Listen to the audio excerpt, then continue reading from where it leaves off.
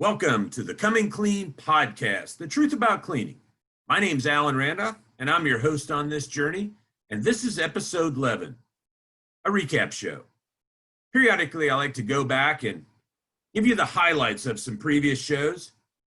In case you missed something, you have the ability to then go back and dive deeper in on the full episode. So we're going to recap episodes 6 through 10. And in episode 6, we talked about the evolving role of professional cleaning service companies. Our guest was Matthew Whelan, the CEO of W Services.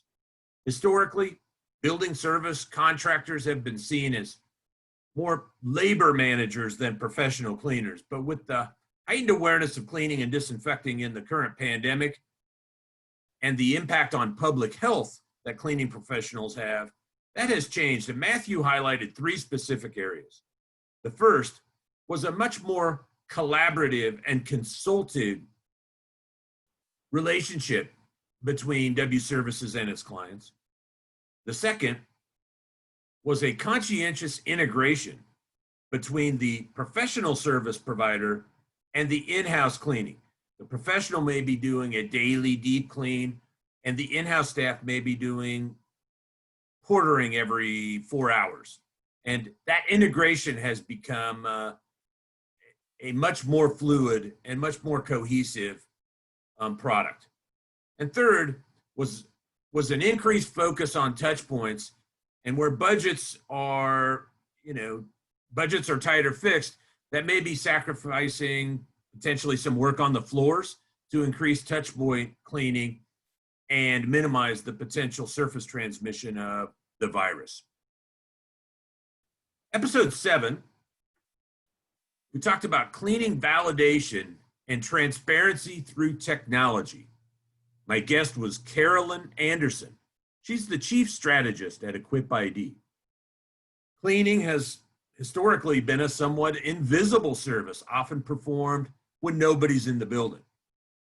With the heightened awareness of public safety, that must change, and technology will lead that change. Carolyn and I talked about 3 critical areas that technology can help us enhance cleaning, transparency, and validation. The first is proof of presence. The utilization of near-field communication tags as an option to determine that the person that needs to be doing the cleaning is physically at the space that they need to be performing that service. The second is the proof of competence and the proper scope of work so that the person is trained and has a plan to accomplish the desired outcome. And then the third is using technology to get proof that that service was actually completed. Proof of presence, proof of confidence, and proof of service. 3 critical areas that technology can help. Episode 8, we talked about the supply chain that is feeding the cleaning and disinfecting efforts going on in the U.S. with Dan Carr, the founder of Silverback Supply, a janitorial supply company located in Michigan. You know, a strong functioning supply chain is essential to proper cleaning and disinfecting. And organizations have really struggled with the supply chain in this pandemic. Dan talked about 3 things. First, being more consultative, again, like Matt Whelan, with his customers on what they need, when they need it, how they need it delivered. Verifying the quality of goods has become an essential role for the supply chain. Dan told a funny story. Hand sanitizer has been in short supply. A lot of people have been converting manufacturing from other, sometimes, the spirit industry to make hand sanitizer. But Dan said he's getting a lot of hand sanitizer that smells like cheap tequila. He's not going to pass that through and sell that to his clients. And open communication in a rapidly changing supply marketplace. Really letting people know what you can and can't do so that they can go out and make the right decisions for themselves. Episode 9, we talked about cleaning validation testing with Sergei Lepeshinski, the Eastern Regional Manager from Hygenia. As the saying goes, you can't manage what you don't measure, and currently, cleaning and disinfecting efficacy are just not being measured. Sergei gave us an overview of what ATP is. It's really a rapid way to determine the presence of biological material. Biological material could mean orange juice, could mean all kinds of germs and bacteria. It could mean virus. We don't know exactly what it is, but we know when we're done cleaning, none of it should be there. ATP is really that. It's validation of cleaning. Right after cleaning, before the surface gets recontaminated, did you meet the targeted objective? The last thing, and this is super important, is cleaning is the first step to disinfecting. If you don't properly clean, then you're unsure that your disinfectant is going to be effective. If you have too much bioload, the disinfectant will not be able to kill 100% of what's on the surface, which is why you're applying the disinfectant in the first place. Episode 10, we took a little deviation from talking about directly professional cleaning to talk with Dr. Tyler Martin, the chairman and CEO of Adjuvance Technologies. Dr. Martin and I grew up in the same hometown, Hebron, Nebraska, and his company is working in the middle of the fight to create an effective global vaccine for COVID-19. So we dove right in and talked about vaccines. Dr. Martin highlighted there are really 3 different vaccine types that are currently in development. 2 of them are the more rapid variety.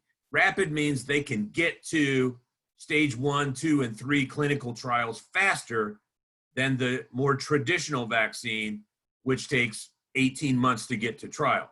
The rapid vaccines are already in phase 2 and maybe starting some phase 3 trial. And it's in that phase 3 trial where we're really going to determine if these vaccines are both effective and safe for the general population. Phase 3 is where we get that mass, enough people tested to find out those critical answers. We talked a little bit about what Dr. Martin's company does in creating adjuvants. Adjuvants, as it relates to vaccines, have the ability to do 2 things. They can either take a vaccine and make its dosage strength more powerful, or they can take a fixed amount of vaccine and create more doses. They have an adjuvant that's been proven to take traditional vaccines and multiply the dose by 30 times. And that's going to be critical as we try and create vaccines for the entire global population. Last thing we touched on were masks and data. I think it's just obvious and common sense right now that if you're in, especially an indoor environment with people that are not your immediate family, you should be wearing a mask. If you're not able to have real effective social distancing. And as it relates to the data, I know data is all over the map and we're getting bombarded with data and what feels like contradictions. Dr. Martin gave us some really good advice. The data you want to concentrate on is the most localized data to your home as you can get. You have local city data, that's better than county or state or country data. And you want to look at 2 variables, the percentage of positive tests and the number of tests being executed in your local market. So if you have a lot of tests being done and a consistent rate of positives, then you have a really good idea what the infection rate is in your local area of people with COVID. If you're seeing wide swings in either testing or percent positive, we may still be trying to identify all the positive cases in your area. So those are the things to look for. That's a recap of episodes 6 through 10. I want to thank you again for your support of the show and your willingness to go on this ride with me. I appreciate each and every one of you. Stay safe out there. We'll be back next week with a new guest and a new topic. Have a great day. We're out.